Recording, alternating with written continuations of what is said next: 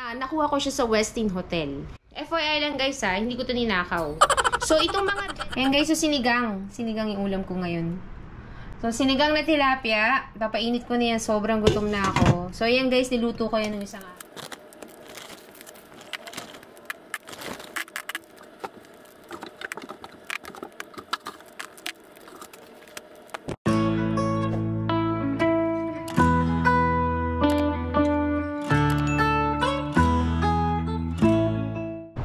What's up guys? Pasensya na guys, ako medyo mapapansin yung nagbabalat-balat yung mukha ko kasi meron kasi akong pinapahid na something sa mukha ko. So yung pinapahid-pahid ko na yun yung mga bagay na nire-recommenda ng mga kamag-anak ko na nasa Pilipinas na dinala ko pa dito pupunta sa Canada. So dahil gusto kong ma-rejuvenate yung mukha ko, nilagay ko siya. So yan, medyo kaya parang tusini yung mukha ko ngayon guys. So huwag yun na lang pansinin yan. As you can see, nandito tayo sa may balcony. Yan ang itsura ng balcony dito sa unit na to. Kung mapapansin nyo, makulimlim. Ganyan lang talaga ang itsura kapag fall na dito sa Canada. So since nandito tayo sa may taas, yan ang itsura sa labas. So, makikita nyo parang, di ba, malulam. Pero yung ganyang kulay talaga, dito sa Canada guys, kapag fall is normal. Mapapansin nyo yung mga puno, nag-iiba na yung kulay, di ba? Yan o, iba-iba na yung kulay. Oh. Merong red, may green, may yellow. At, actually, gaganda pa yan habang nadaan yung mga araw, which is yung mga araw nang papunta na tayo sa winter. Pero, ayaw pa natin mag-winter. So, fall pa lang ngayon. So, yan, pinapakita ko lang sa inyo kung anong meron dito sa labas. Ganyan yung actually yung itsura ng weather dito kapag ganyang fall. Medyo malungkot. Nakakatamad bang lumabas? Since nandito lang din naman ako sa bahay, kailangan maging productive tayo. Sa tingin ko, kailangan ko nang tapusin yung bagay na matagal ko na dapat ginawa. Charan! So, yan. Yun yung balikbayan box. Binibili ko yan sa isang Filipino grocery store na nandito sa Canada. Itong box na to guys, I guess lampas 1 year na nga yata itong nandito. Ang ginagawa ko kasi dyan guys kasi iniipon ko siya. Hindi ko kasi kaya na isang bagsakan na bumili ako ng mga padala para sa Pilipinas. Tapos pupunuin ko bigla yung box. Feeling ko ganun din naman yung ginagawa ng mga iba nating mga babae nating nasa ibang bansa. Iniipon nila yung mga grocery, mga pagkain, mga gamit kapag merong sale. So, itong mga ganitong klaseng box, guys, ganito yung mga pinapadala ng mga kamag-anak natin, lalo na pag nasa abroad. Ang laman nito, pinaghihirapan natin, inuunti-unti nating ipunin yung kinikita naman natin dito kasi sa Canada, hindi naman para sa'yo lahat yan eh. Marami rin tayong mga kailangan mga bills na bayaran, na mga obligations natin dito sa Canada, hindi lang sa Pilipinas. So, hindi natin kakayanin guys na punuin yung isang ganitong box para lang ipadala right away or agad-agad sa kamag-anak natin sa Pilipinas. Sa totoo lang guys, nakalimutan ko na kung ano yung mga nilagay ko dito eh. Ayan, so seryoso talaga guys, hindi ko na talaga maalala kung ano yung mga nandito sa box na to. Ang ginagawa ko kasi, every time na nag-grocery ako, tapos may sale, nilalagay ko na lang dito. So, nakakalimutan ko na rin kung anong laman. So, yan, binuksan na natin. Meron tayong, yan, toothpaste.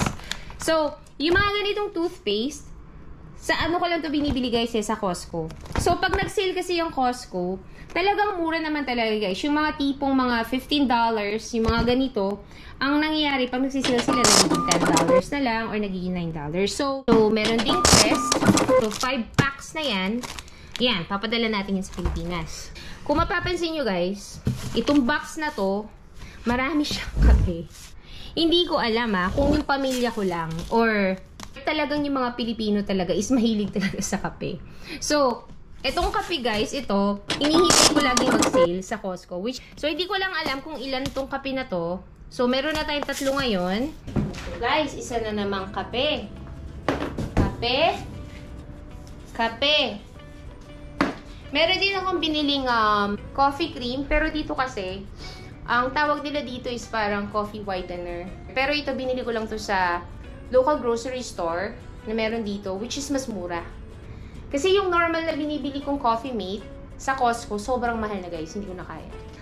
Nakahanap ako ng mura, which is ito nga, 1 kilograms to So, nasa $9 na siya. Compared naman dun sa Coffee Mate na binibili ko sa Costco, sobrang mahal na nun ngayon. So, hindi ko na siya binili kasi parang pumapatak na nasa $15 na eh. $15 or $14 na yung Coffee Mate. So, para sa akin, sa halip na ibili ko ng Coffee Mate, ibili ko na lang ng mga ganito, ng mga ganitong kape. So, gawin natin is ilabas natin kung anong meron dito sa kahon na to. Titingnan natin kung okay na ba, enough na ba yung laman ng box natin para ma-ship na natin sa Pilipinas.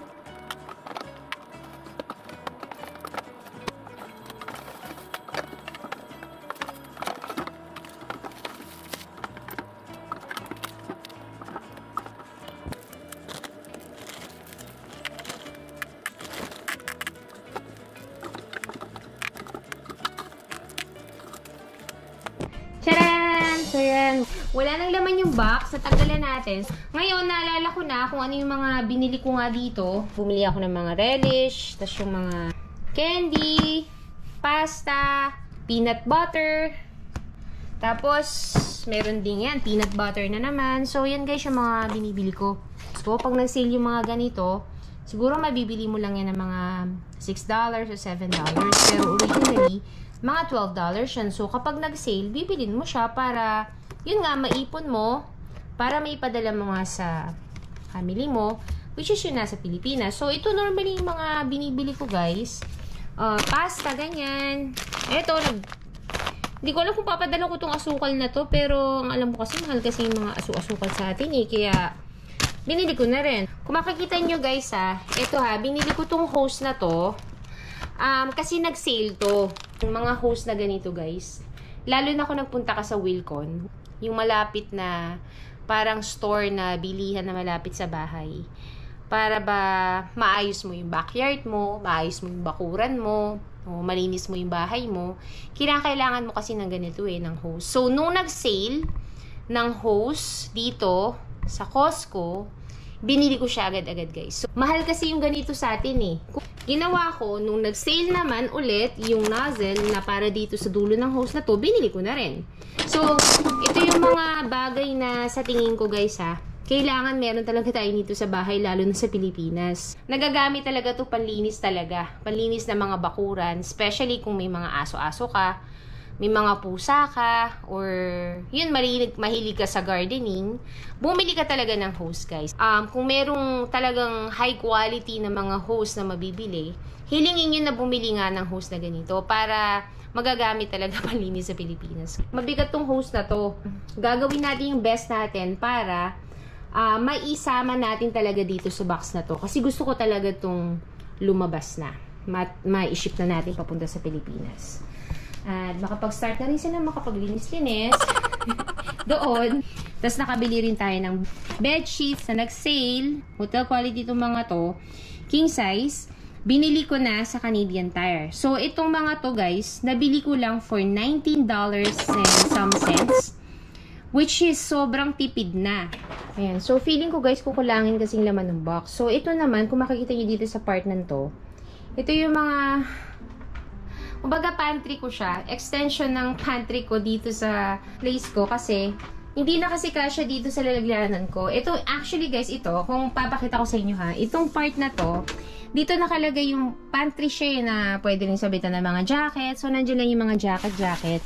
Tapos dito ko ini-store yung mga pinamimili ko na grocery. Kung mapapansin nyo guys, puno siya, wala na akong space. Kaya dito, nagkaroon ako ng extension. Pasensya na guys sa sobrang gulo. Wala talaga akong oras ayusin yung mga extrang gamit na yan. So, yan yung mga gamit. Like, makikita nyo dyan, no? Meron dyan yung mga coconut milk. Merong cornstarch. Nandyan yung mga iba't ibang mga gamit. Mga pinamili kong grocery. Sealed lahat yan. So, ang gagawin natin ngayon is, titingin tayo dito kung ano ba yung pwede nating ipadala. Kasi sobrang dami. Hindi ko rin naman nagagamit eh. So, ito guys. So, ito yung mga pinamili ko na hindi ko pa naman na nagagamit. So, I guess pwede ko rin yung ipadala yan sa Pilipinas. Meron din akong stock na nandito sa taas. Itong chocolate naman na to is chocolate na matagal na nandito sa pantry ko. So, yan, milk chocolate. Tapos meron din dark chocolate. So, marami-rami rin siya. So, ito papadala ko na lang din sa Pilipinas. So, ginawa ko guys, is nilagay ko lang sa Ziploc.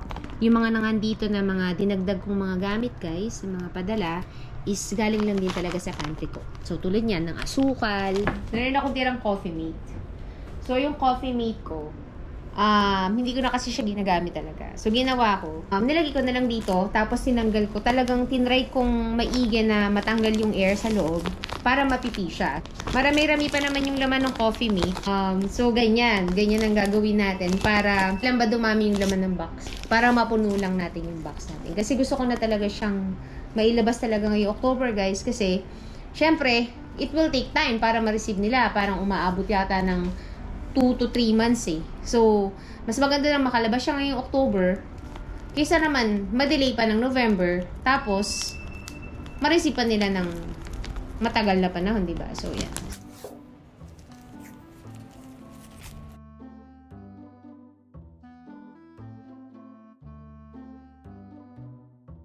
Coffee Mate, chocolate na recycle. O yan, diba? So, ipa-plastic ko yan para hindi yan sumabog. Kasi may chance na sumabog to eh.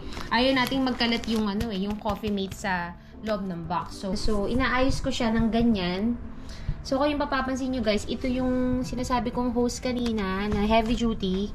So, nilagay ko siya sa gitna para meron pa akong mailagay na something in between. So, ganyan mag-pack guys. Sa totoo lang, mahirap pack ng mga balikbayan boxes kasi ang gagawin mo dyan is talagang kailangan ma-maximize mo yung pinakamaliit na space dyan guys kasi babayaran mo yung shipping yan eh.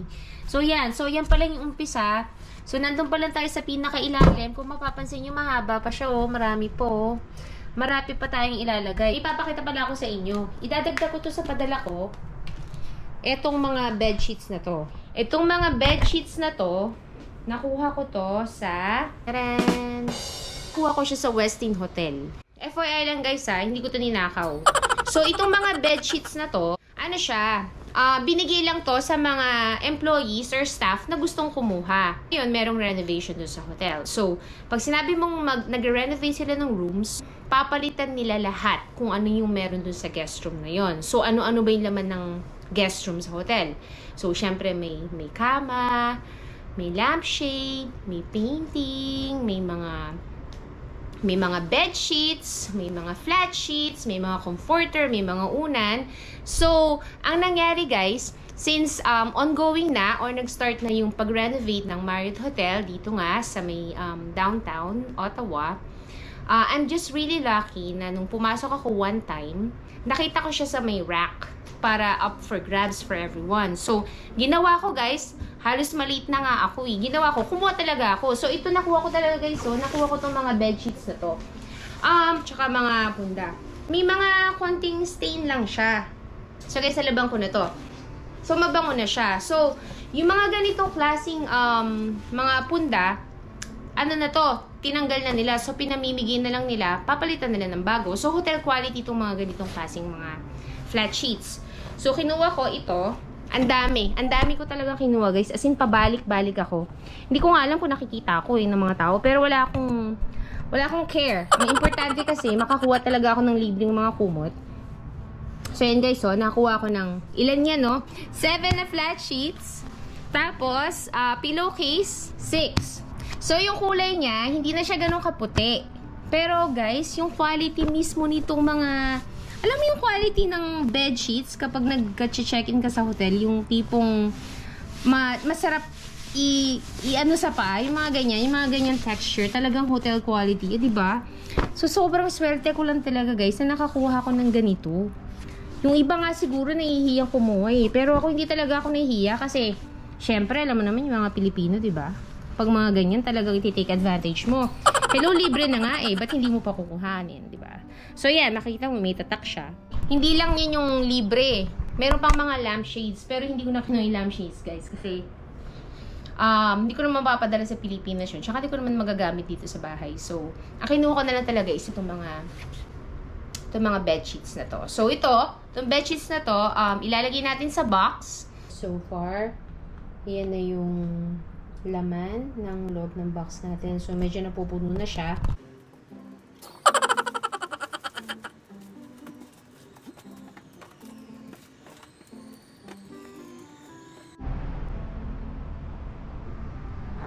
Diba? So, yan, inabot na ako ng gabi, guys, oh. Patapos na ako sa pagpapak ko ng box. So, ito na yon. Ito na yun, guys. Pakita ko sa inyo, oh. So, yan. Pinipilit kong nag-uumapaw siya, eh. Yan, nag-uumapaw, oh. So, yung palang mga pinakita ko sa inyong mga padala kanina, enough na pala yung sobrang kasya na. Kung igigilid mo yan, guys, nag-uumapaw, eh, oh. Eh, kapag nagpadala ka kasi ng box, ayaw nung shipment na nakaangat yan, na naka-bulge yung taas, kailangan dyan flat, guys. So, challenging dito mamaya is kapag i-close ko na siya.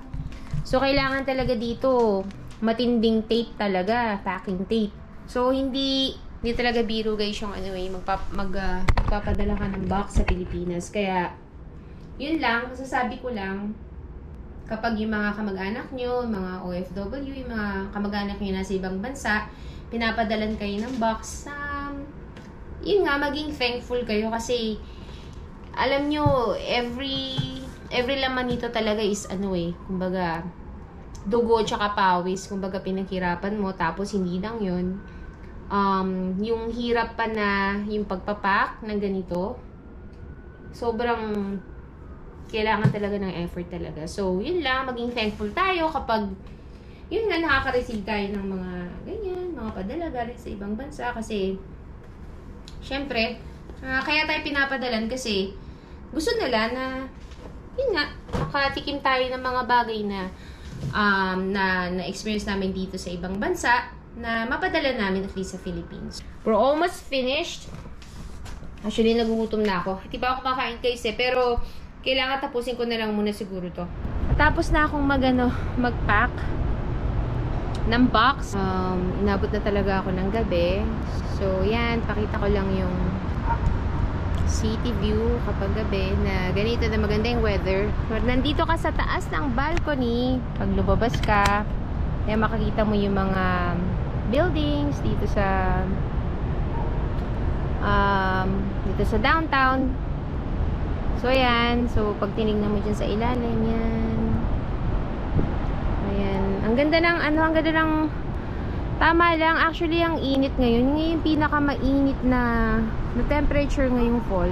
Kasi nasa 22 degrees. 22 degrees tayo ngayon, guys. Kaya ang init, nag-electric fan ako dun sa loob habang nagpapak ako ng box. Kasi, unang-una, nag-exert din kasi ako ng effort eh.